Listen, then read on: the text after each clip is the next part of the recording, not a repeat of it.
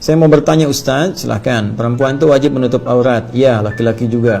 Ya, kecuali muka dan telapak tangan. Kalau kita tidak menggunakan, mungkin Anda bukan saya, bukan kita. Kalau Anda tidak menggunakan kaos kaki saat keluar, apakah itu dosa? Apakah ayah kita juga ikut menanggung dosa itu juga Ustaz? Saya juga pernah membaca postingan katanya 1 langkah kita keluar dari rumah tidak menutup aurat, 1 langkah pula ayah kita menuju neraka. Apakah itu benar? Baik saudariku yang baik, semoga Allah muliakan Anda. Dan ini keinginan yang kuat untuk menutup aurat. Baik, ayat ini tentang menutup ya aurat bagi perempuan berlaku juga untuk laki-laki dalam konteks menutup aurat. Jadi menutup aurat itu bukan hanya perempuan, laki-laki juga sama. Cuma batasannya yang berbeda antara aurat laki-laki dengan perempuan. Aurat itu asalnya sesuatu yang terbuka. Ya, yang terbuka yang harus ditutupi. Jadi aurat itu arah yang urut terbuka, sesuatu yang terbuka. Nah, yang terbuka itu ada yang tidak menjadi aib, ada yang menjadi aib. Ya, sesuatu yang jelek untuk dilihat, sesuatu yang menimbulkan hal yang bisa menyebabkan maksiat terjadi misalnya, ya. Nah, di laki-laki misalnya ada bagian-bagian tertentu yang ketika dia terbuka, misalnya tangan sini terbuka, itu pandang biasa. Ya, nggak ada orang maksiat melihat tangan laki-laki misalnya kan, dan seterusnya gitu. Kemudian perempuan berbeda. Karena perempuan diciptakan oleh Allah Subhanahu wa taala dengan hukum tertentu, dengan keadaan tertentu, dengan keindahan tertentu yang berbeda dengan laki-laki, sehingga bagian-bagian tertentu yang ketika terlihat di perempuan itu, mohon maaf ya, bisa berpotensi menjadikan setan memanfaatkan itu untuk membisikkan was-was.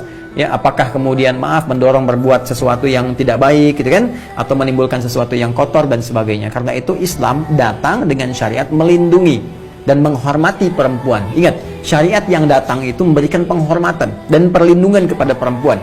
Karena itu ketika awal mula pertama syariat hijab diberikan, kan?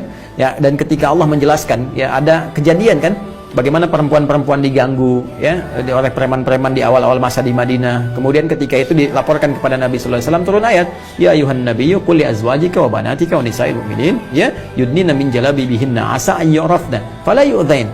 Hai Nabi, sampaikan kepada istrimu, ya, istri-istrimu, kemudian anak-anak perempuanmu dan perempuan-perempuan yang beriman, ya, bahwa pada saat ini Allah memerintahkan supaya mereka memberikan tanda dari turunan syariat, longgarkan jilbabmu, pakai jilbab, ya kan, berikan tanda jilbab yang benar, longgarkan jilbabmu, kata Allah, sehingga menutupi yang tadinya kerudung biasa, tutup kemudian, paling minimal menutup ke dada, ke sini, ya, di wilayah dada di sini. Ini jilbab itu yang terulur, dan batasan terulurnya paling minimal menutup ke dada di sini. Ya, asalnya kan cuma di kerudung, khimar itu cuma sampai sini gitu kan. Nah, jadi kemudian diminta dilonggarkan sebagai tanda supaya aurat-aurat inti diantara itu semua yang biasa tampak ditutupi. Nah, apa di antara tujuannya? Asa ayyurafna. Pertama diketahui sebagai identitas. Ya, identitas muslimah yang disyariatkan, memenuhi unsur syariat. Jadi ini identitas sebagai muslimah, bangga itu. Anda harus bangga. Ya, Anda bangga di hadapan Allah. Jadi Allah itu memberikan identitas khusus bagi perempuan supaya dibanggakan di hadapan Allah. Apa enggak ada muslimah yang pengen dibanggakan Allah?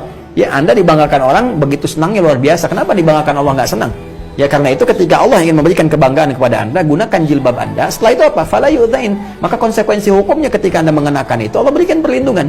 Jadi sebetulnya jilbab itu luar biasa. Begitu Anda kenakan, teman-teman sekalian, ya akhwat, itu melekat hukum pada laki-laki untuk memberikan perlindungan dengan izin Allah Subhanahu wa taala. Gak boleh ada orang ganggu dia. Karena itu ketika ayat itu turun dan diganggu lagi, maka langsung kemudian dilindungi ya oleh para mukminin pada saat itu. Nah, itu diantaranya. Jadi ketika diturunkan ayat-ayat itu menutup, maka diandur disimpulkan, langsung Allah sampaikan, illa ma dhahara minha.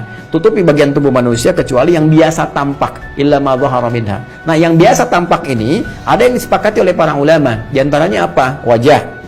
Ini biasa tampak. Kemudian telapak tangan, ini biasa tampak. Karena ini biasa tampak ya saudara-saudariku, ya terutama para akhwat, maka yang disepakati ya perempuan boleh ya terlihat kemudian wajahnya, tetap dia menggunakan jilbab misalnya, tapi bagian wajah boleh tampak, kecuali pada kondisi tertentu ya, diantara perempuan dengan dua sifat. Satu yang misalnya khawatir dengan wajahnya yang menjadi fitnah misalnya ya, karena ada ujian kecantikan ya yang luar biasa. Walaupun orang mengatakan cantik itu relatif tapi jelek itu mutlak misalnya kan, tidak demikian pula, karena ada kecantikan-kecantikan tertentu yang disepakati ya. Misalnya kalau ngelihat wajah tertentu, maka misalnya ada tersirat sesuatu, atau kadang orang jalan bisa nabrak tiang misalnya kan, ya ketampanan juga bisa begitu. Ketika kasusnya Nabi Yusuf alaihissalam itu kan, ketika melihat jadi bengong, teriris kemudian tangan dan sebagainya, ada kondisi-kondisi demikian.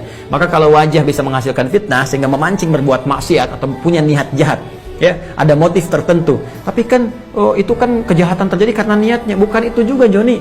Ya, kadang-kadang terjadinya itu karena penampilan kita membuat dia terangsang untuk berbuat jahat. Muncullah niat. Niat itu kan nggak mungkin muncul kalau tidak ada objek yang terlihat atau terdengar atau merasakan. Nah, ini jadi ketika dia melihat, mendengar, merasakan dan mengamati itu semua, baru muncul niat. Ya, kalau nggak ada itu nggak ada niat. Jadi begitu cara formulasi memahami hukumnya. Nah, karena itu bagi perempuan-perempuan demikian, maka dia menggunakan niqab misalnya, menggunakan cadar. Ya, cadar untuk melindungi. Atau ada di antara perempuan yang kedua misalnya, dia ingin menjaga dirinya saja dengan misalnya naikkan untuk menjaga wajahnya, gitu kan. Kemudian dia pakai niqab, sah-sah saja, nggak ada masalah di sini. Ya, bahkan di mazhab Syafi'i itu menggunakan niqab, ya menggunakan niqab. Nah, jadi boleh tampak yang di wajah ini, boleh menggunakan cadar, itu tidak ada persoalan. Ya, itu satu wajah. Kemudian telapak tangan boleh tampak. Adapun bagian kaki, di sini ada khilaf. Ya, khilaf. Abu Hanifah mengatakan itu hal yang biasa lumrah, terutama bagi kalangan tertentu gitu. Kalangan tertentu seperti yang pekerjaan-pekerjaan ya di dunia rumah tangga, misalnya kan mau beli sayur, beli macam-macam, ya mau beli sayur pakai kaos kaki lagi, pakai enggak lagi. Di kalangan-kalangan tertentu di mazhab Hanafi membolehkan itu dengan kondisi-kondisi yang tertentu. Kecuali kalau di sekitarannya misalnya ada hal-hal yang memang harus disupport untuk ditutupi secara langsung, misalnya bisa mengundang pandangan tertentu atau hal tertentu, punya niat-niat yang buruk yang terkondisikan dengan melihat itu karena keadaannya bisa berbeda. Seperti di Arab itu ada wilayah-wilayah tertentu, teman-teman sekalian, yang memang nggak boleh sedikit pun terbuka. Ya, makanya di sana ada yang pakai cadarnya, ada yang matanya aja kelihatan, ada tangannya bahkan ditutup pakai sarung tangan, kan sampai ke kaki, kecuali dalam keadaan tertentu. Karena memang ada sebagian suku yang ketika melihat satu bagian tertentu, nah itu hasrat, godaan setan dan sebagainya itu bisa muncul. Nah, jadi dalam konteks ini bagi perempuan yang biasa tampak itu wajah, kemudian telapak tangan. Jikapun ada pekerjaan tertentu yang sekiranya menjadikan kakinya bagian tertentu terbuka, maka tidak terlampau harus banyak terbuka, cari longgaran yang bisa menutupi. Jadi perempuan itu harus isbal. Ya, perempuan pun menutupi ke bagian bawahnya. Maka jalan keluarnya kalau Anda dalam kondisi sedang demikian, ya maka Anda bisa gunakan yang lebih longgar sifatnya. Dan kalau baiknya kalau keluar itu menggunakan kaos kaki, ya. Menggunakan apa? Kaos kaki. Jadi kalau ayah Anda udah menasehati dan memberikan yang terbaik, tapi dalam keadaan misalnya tetap sengaja ada perempuan membuka aurat dan sebagainya, maka tidak ada dosa yang mengalir kepada ayah. Kecuali kalau orang tua memfasilitasi, ini yang bahaya. Hati-hati para orang tua ya, melihat tayangan ini, justru orang tua memberikan pakaian-pakaian yang membuka aurat misalnya. Ya, alih-alih ditutup, cariin pakaian yang sobek. Orang buat nutupin, cari yang sobek. Ngapain beli pakaian sobek? Wong jahitannya aja nggak sempurna gitu kan. Ya, Anda kan cari pakaian itu buat menutupi. Ya, kalau disobek ngapain dibeli gitu kan. Jadi mohon izin ya, mohon maaf ya, ini kan cara berpikir saja gitu, bukan model, tapi dalam konteks ini adalah menutupi bagian-bagian yang tidak harus tampak keluar. Jadi untuk perempuan sekali lagi, kalau dia keluar yang bukan mahramnya, maka yang disepakati untuk bisa dia tampak adalah bagian muka, wajah dengan telapak tangan. Adapun bagian kaki itu khilaf di dalamnya. Mazhab Hanafi membolehkan kalau dalam rutinitas yang biasa. Ya, tapi jumhur ulama lebih tetap mengatakan itu bagian dari aurat yang harus tutup menggunakan kaos kaki. Jadi saran saya pakai kaos kaki. Ya, pakai kaos kaki. Kalau tidak sengaja dalam kondisi tertentu, ya tidak ada masalah. Hukum tidak terletak kepada ketidaksengajaan. Ya, jadi kalau ada sesuatu yang terjadi karena kondisi darurat tertentu atau hal yang terjadi yang nggak bisa dihindari, gitu kan, maka itu tidak ada masalah. Ya, terjebak banjir, kemudian kaos kaki kotor, bisa menyebabkan kuman dan sebagainya. Tiba-tiba Anda mesti buka, itu kan kondisi darurat yang tidak sama dengan yang lain-lain sebagainya. Ya Allah Ta'ala a'lam bis-shawab.